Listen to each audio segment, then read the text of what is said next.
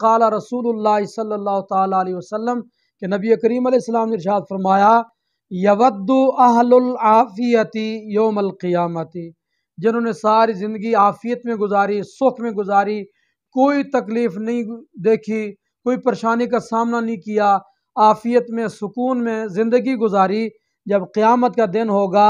تو اہل عافیت یودو تمنا کریں گے، چاہت کریں گے اس بات کی، اس وقت حین یوتا اہل البلاء ثوابا، جب مصیبت میں مبتلا، پریشانی میں مبتلا،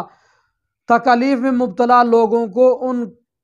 کے صبر پر اجر و ثواب دیا جائے گا، وہ اجر و ثواب جب اہل عافیت دیکھیں گے تو تمنا کیا کریں گے، لو ان جلودہم کانا قردت فی الدنیا بالمقارید، کاش کہ ان کے چمڑے دنیا میں کاٹ دیے گئے ہوتے کینچیوں کے ساتھ، تو آج وہ تکالیف برداشت کر کے ہم اس میدان میں پہنچتے، آج ہمیں اجر و ثواب بھی ملتا جس طرح ان کو ملا ہے۔ تو جو دنیا میں تکلیفیں برداشت کرتا ہے، پھر اس پر صبر کرتا ہے، اللہ کی رضا طلب کرتے ہوئے، نیکی طلب کرتے ہوئے، ایمان کی حالت میں، قیامت کے دن اس کو اس مصیبت پر اجر و ثواب ملے گا۔ اس حدیث کو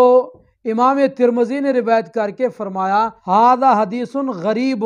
یہ حدیث سند کے لحاظ سے غریب ہے۔